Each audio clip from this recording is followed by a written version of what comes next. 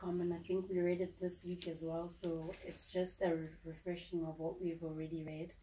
And as Jesus does on several occasions, he uses agriculture and agricultural illustration to explain the kingdom truth and principles.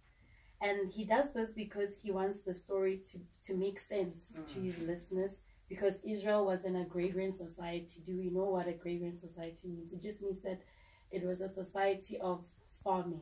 That was their main production. It's a parable that us in the 21st century might not understand, because we are living in an urbanized society where only about 3% of our population would be living on farms. So I'm going to summarize it for you guys in today layman terms, so that it's not seem far-fetched. A man has taken considerable time and effort to sow his fields with good seeds, with the full expectation of producing a fine and bountiful harvest of grain. In the night, his enemy comes and deliberately oversows his wheat field with wheat. It's a species of a rye grass that looks like wheat, but when it comes up, the crop begins to grow. It becomes evident that it's a tare, because the head doesn't have the leaves that come out for wheat. So the natural tendency of any servant is to go up to their farm owner and tell them, Bodomas, we pull up the weed from the fields.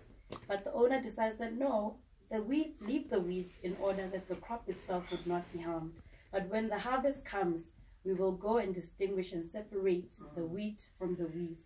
And the weeds will be burnt and the wheat will be kept. Now, I've gathered just 3 lessons for starters before I continue that I take from just reading it at first glance. 1, there's a real battle between the forces of spiritual good and the forces of spiritual evil in this life. Secondly, God sends rain on the just and the unjust. The tares as well as the wheat both get the blessing of sunshine and rain. Thirdly, the law of harvest bears out the end products. And now I'm going to go further explaining each and every part of what I'm saying. Now let's focus on the tares. Matthew 13 verse 38 to 42 elaborates on what Jesus explaining to the disciples exactly what he meant